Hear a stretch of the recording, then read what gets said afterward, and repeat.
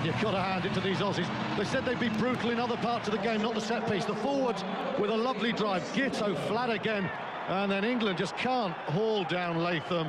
He's Australia personified. He loves it so much. Sheer power. And England will be disappointed. Josh Lucy misses the tackle. Tyndall makes it. But Latham has natural strength and aggression, and he reaches for the line.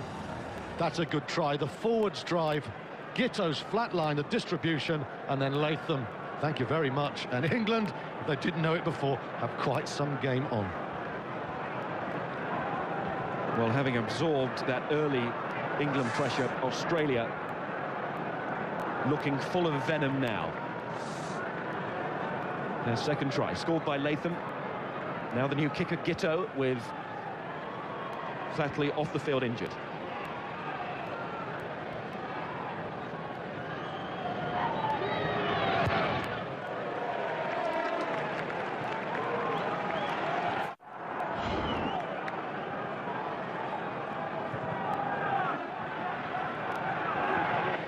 And England have to work this one out and work it out quickly. Well, England looking very good with the ball in hand, but they've got defensive problems, that is for sure. Lucy, Robinson, the attacker. Gummersall, here's Greenwood. Neat play from Greenwood. Cueto, Gummersall again, passes to himself. Now is that going in the corner? Oh, it is. It is. Andy Gummersall, just what the doctor ordered for England. Looking distinctly sick in the first half hour of this match, but the forwards fancy putting the pressure on here. Well, Gummersall thought twice about the pass, plucked it out of air himself, and then he decided, nothing on, I'll go for the gamble. It came off. England needed a lucky break. That's skillful from Gummersall, but so close to the line, they have it now. The Aussies, they have a problem here because Harrison and Vickerman are their only two really established jumpers. England have 5 men to attack here. Ball throws, and it's good work, really good work. And Gregan, with that, fails to find touch, and Cueto finds Robinson, who comes back towards his club colleague, but goes through the gap first. Oh, Jason Robinson, that is poetry. Gummersall, Hodgson, Gruco, referee playing advantage for an offside here. Should be England ball, Australian player on the wrong side, rucked out of the way. Harrison makes a tackle, still advantage. Thompson picks to go through the middle. An accidental offside brings an end to that England attack. Started off by this magical and unique talent, the captain, Jason Robinson. Well, as an individual, he is doing his bit for the team at the moment. That's an amazing break. You called it poetry, I think that's some sort of slam poetry. Just, well, I was going to say bouncing off Aussies, but he doesn't, they can't get near him. George Gregan, his opposite captain, makes a fine tackle in the end. He's such a danger, of course, scored the try in the World Cup final. He doesn't want to lose, does he? He doesn't want to lose. Now his mate Charlie Hodgson, Sale colleague, he has to turn that gain line cross of Robinson's into 3 points, get England into the game, get some points on the board. Big kick. A very big kick. Hodgson past the 100-point mark now in international rugby, helped by those 27 last week against South Africa. But what a different proposition Australia are proving to be today. And what a... Right back. That Gitto, who's now stepped into 10 for Australia, he's been mesmeric. Dream game for Gitto. Yeah, and still he dreams, Miles. And he won't want to wake up. Disappoint England there, though, you know, to make 30 yards from a drop-out 22 and have no one really marking the touchline there. It's good, smart play from the Australian, but England a little bit slow there. There's a statement of the obvious, but England need something before half-time, don't they? Really do.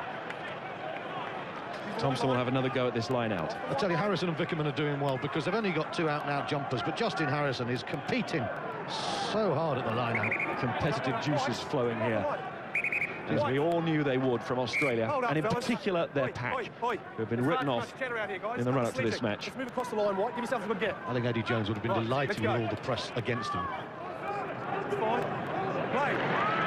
Gummersall, Hodgson, here comes Greenwood, Tyndall. And England can't break through. Gummersall again, Hodgson, Lucy, initially a bit of space, doesn't last long though as Rogers gets across. possibly a high tackle, but nothing too untoward. Here's White. Hands off, 7 goals!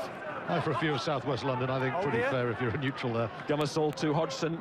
And dropped by Corrie. It's the pressure of the defence. Where last week Corrie had 1 or 2 metres to work it and then make metres for himself with his power running. This week, Australia are in his face.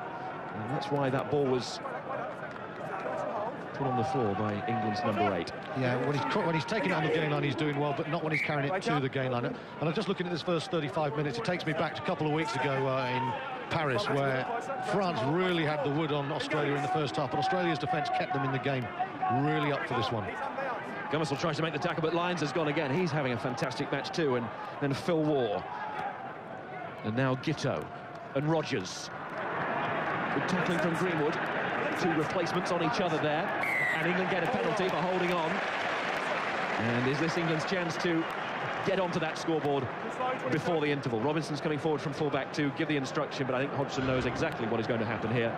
Robinson points to the post, but Hodgson was ready for that request. And Matt Rogers just caught in possession there by Will Greenwood, and he has to release immediately when he hits that floor, and he didn't. That's surprising play from Matt Rogers there. I was amazed Australia was so flat. You know, Rogers wanted to kick, but he got his positional play such that Tyndall was able to force him in field, and then Greenwood made the tackle. But Australia made it easy for the England midfield there. That was almost too positive from Rogers and the Australian backline.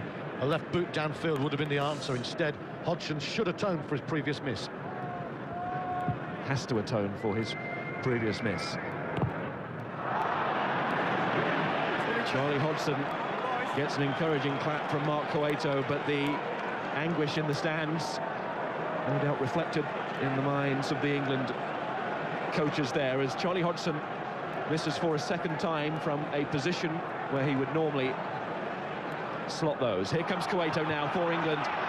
2 chances gone. Can they create a third before half-time? Gummersall, Hodgson, Worsley. He wasn't held. He wasn't held in the tackle. Lay on. Gummersall again. Robinson again. Hodgson swivelling out of that first tackle. Gummersall, Greenwood, Grucock.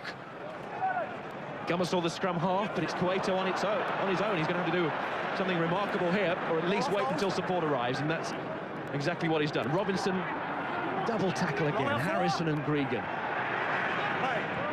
Australia wonderfully organised in defence. And it hasn't been the pace at times from England today.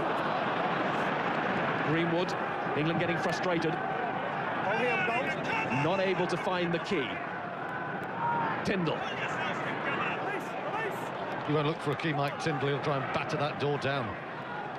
Corrie, Roundtree. Well, there's a lot of battering going on here. Lost forward in the tackle. And once again, it leads to nothing for England, apart from a few lungs that are bursting. Quite a contrast, isn't it, to last week? England with 56% of the possession, whereas against South Africa, they struggled to get the ball in the first 20, but whereas against South Africa, every time they got the ball in the 22 in the first 20, they came away with 7-pointers. Today, for all that possession, the answer is zip, and that will put the pressure on the team, especially Charlie Hodgson there, because those last 2 missed kicks will just increase the twitch factor, you feel. Gregan, Latham.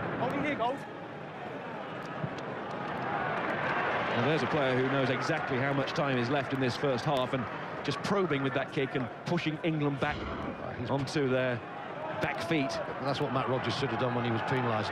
The weight of that kick is quite something from Latham. He's a big man, but that's a lovely touch off the left peg there. And he's another guy who's been inspirational for his team this half. Thompson throws, and Australia have the ball this time. Vickerman. And here's Giteau, and that's charged down by Hodgson. Now, is this a break that England can use?